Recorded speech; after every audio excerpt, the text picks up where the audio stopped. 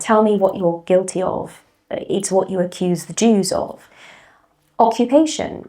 Jews were subject to occupation not just under the mandate by the British, but also throughout millennia, even the Ottoman Empire previously. There's a good argument for that. Colonialism. Israel is the decolonization success story after the end of the British Mandate, the establishment of a national home for the Jewish people by those indigenous to the land. Apartheid?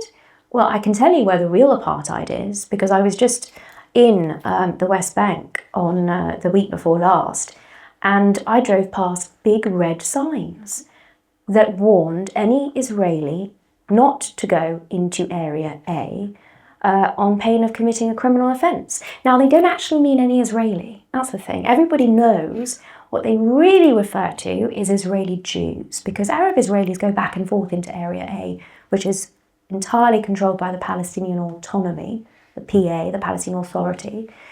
So Jews are not permitted there by law under the PA. That area has been ethnically cleansed of Jews, and that's where the real ethnic cleansing exists too. Likewise, when Jordan occupied Judea and Samaria and East Jerusalem.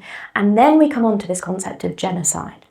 And it is the latest iteration of the inversion of the crimes that were committed against Jews. I don't just mean the crimes in the Holocaust, but also those committed on the 7th of October, those acts of genocide that targeted Jews because they were Jews. Israel's ethnically cleansing the Palestinians. Well, they've, been refused the ability to leave Gaza. That's actually a real breach of international law. Egypt's responsibilities under international law, under the African Union Convention on Refugees, the notion that Egypt would completely seal its border, or that Palestinians uniquely are going to be prevented from leaving a war zone if they seek to flee. Each of these new developments may look unusual, but ultimately it's always coming back to the same falsehoods and the same blood libel. Before we finish, I just want to share with you something really important. We are told that Israel's actions are the cause of the Israeli-Arab conflict, but we've just released a groundbreaking documentary proving that Arab Islamic Jew hatred far predates Israel's re-establishment. This is a critical fact that everyone needs to learn about. Have a watch of our trailer for our new JTV Plus documentary entitled Arab Anti-Semitism Before Israel's Re-Establishment.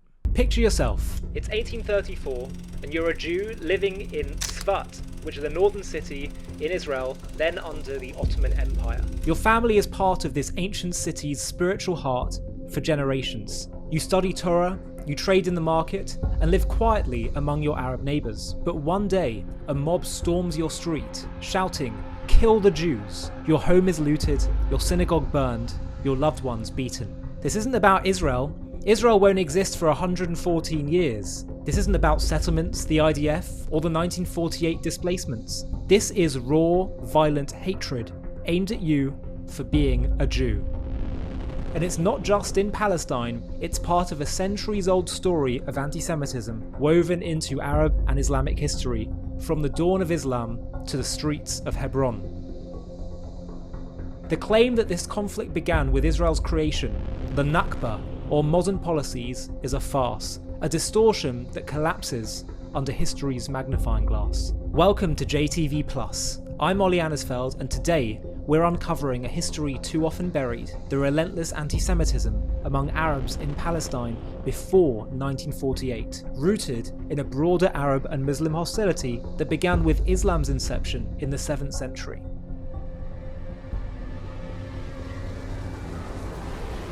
To watch this JTV Plus documentary and access much more premium content, click on the link in the video description.